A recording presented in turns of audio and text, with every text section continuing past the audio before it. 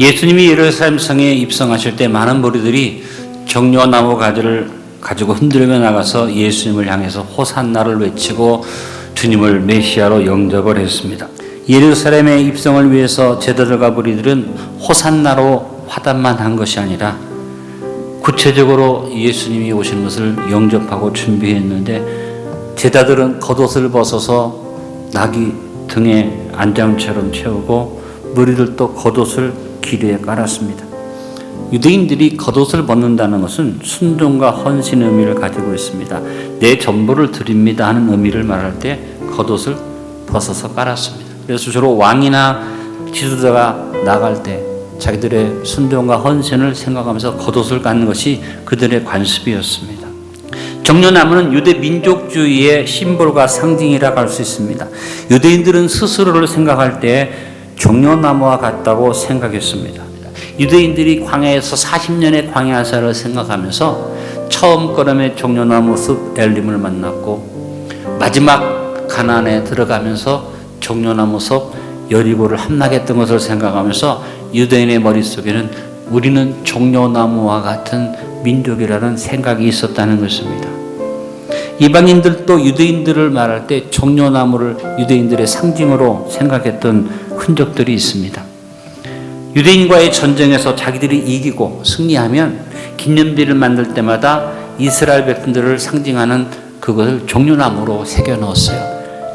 유대인 남자들이 머리에 쓰는 모자, 키파라고 합니다. 이 모자는 바로 정려나무 모양에서 유래된 것입니다.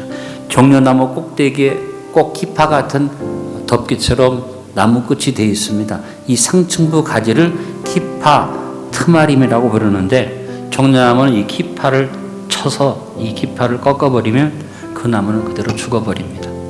유대인들이 이 키파를 쓰는 이유는 뭐냐? 내 생명의 근원, 민족의 생명의 근원이 하나님께 있기 때문에 우리는 하나님의 권위 밑에, 그 생명의 권위 밑에 굴복한다는 의미로 키파 모자를 썼다는 것입니다. 정려나무를 아무리 치고 불태워도, 가뭄에 바싹 말라도 정려나무는 다시 살아나고 다시 살아납니다. 이런 정려나무의 특징은 뭘 말합니까? 풍요, 번성, 승리, 생명, 영광을 상징합니다. 그래서 시편 92편 12절에도 번성, 의인의 번성을 말할 때 정려나무를 말했습니다. 의인은 정려나무와 같이 번성하며 레바논의 백향목같이 성장하리로다. 유대문은 미시나에 보면 유대인의 신년인 나팔절 만찬에 정려나무 열매를 먹는 기록이 나옵니다. 유대인의 원수가 사라지기를 소원한다는 의미라고 합니다. 유대인들은 꿈에서 정려나무를 보면 자신의 죄가 없어졌다고 생각했습니다. 이처럼 정려나무의 의미는 이런 여러 가지 의미들을 가지고 있는데, 특별히 다산의 상징이었습니다. 정려나무는 히브리 말로 타마르입니다. 정려나무에 맺히는 대추자 열매가 주렁주렁 맺힌 것처럼 여자가 태어나면 그 이름을 타마르라고 많이 붙여주었습니다. 우리말로 하면 다말이죠. 가나안 땅을 젖과 꿀이 흐르는 땅이라고 표현을 했는데, 여기서 젖은 가축이 젖을 내니까 푸른 초장들을 의미하죠. 기름진 땅을 말합니다. 꿀은 뭘 말합니까?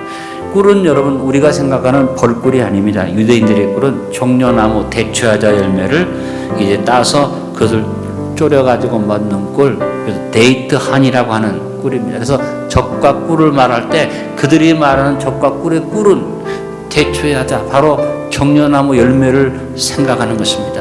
정려나무는 승리와 구원의 상징이 됩니다.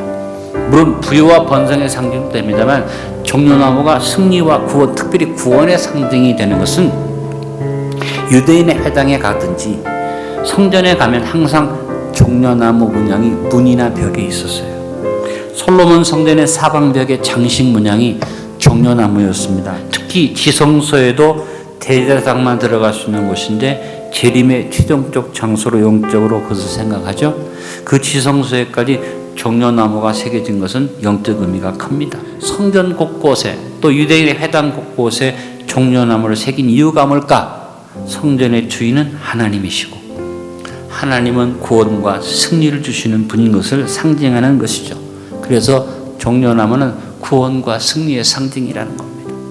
그래서 유대인들이 자기들의 전쟁에서 아니면 어떤 나라에 눌려 있다가 독립을 할 때 그들이 항상 종려나무 가지를 흔든 것은 뭐냐면 하나님께서 우리를 구원하셨다는 의미로 그렇게 종려나무를 흔들었습니다. 특별히 유다 마카비가 시리아와의 전쟁에서 승리하고 개선할 때 정복자 승리자인 마카비를 환영하면서 그 개선식에서 종려나무 가지를 흔들고 호산나를 불렀습니다. 호산나라는 이 구호는 유대인들의 회당에서 즐겨 낭송되었던 시편 118편 25절에서 유래된 것입니다. 시편 118편 25절이 바로 호산나의 의미입니다. 한번 따라 읽습니다. 여호와여 구하옵나니 이제 구원하소서. 여호와여 우리가 구하옵나니 이제 형통하게 하소서.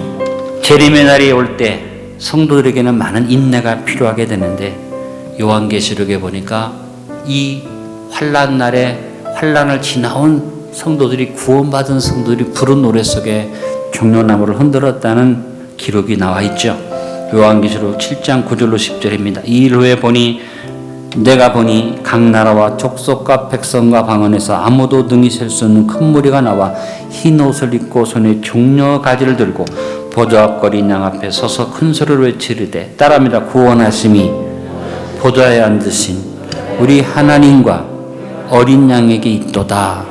종려나무는 생명력이 강해서 마른 땅에서도 잘 자라고 소금기 있는 땅에서도 잘 자라고 그루터기를 불로 태워도 다시 싹을 내고 줄기를 베어도 또 살아납니다. 무려 그 수명이 150년 간다고 아까 말씀드렸습니다.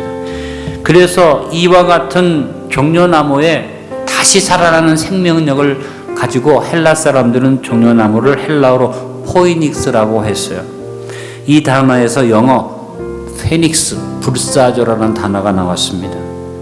유대인들은 종려나무를 흔들 때 뭘 생각합니까? 우리 민족이 다시 일어나리라. 우리 민족이 또 승리하리라. 우리 민족은 막을 수가 없다. 이와 같은 의미로 종려나무 가지를 흔들었다고 생각합니다. 우리는 종려주의를 통해서 주시는 이 하나님의 선포 앞에서 종려절의 의미 앞에서 번성과 승리와 구원을 소망하고 바라보며 우리의 삶 속에 부활의 생명 주신 주님의 은혜를 감사하며 우리 민족에게 부활의 생명이 주어지기를 기도합시다. 우리의 겉옷을 벗어서 주님 앞에 깔고 헌신과 순종을 결단하면서 우리에게 번성과 승리와 구원을 주시는 하나님 앞에 주님 앞에 호산나로 화답하는 저와 여러분 되어지기를 바랍니다.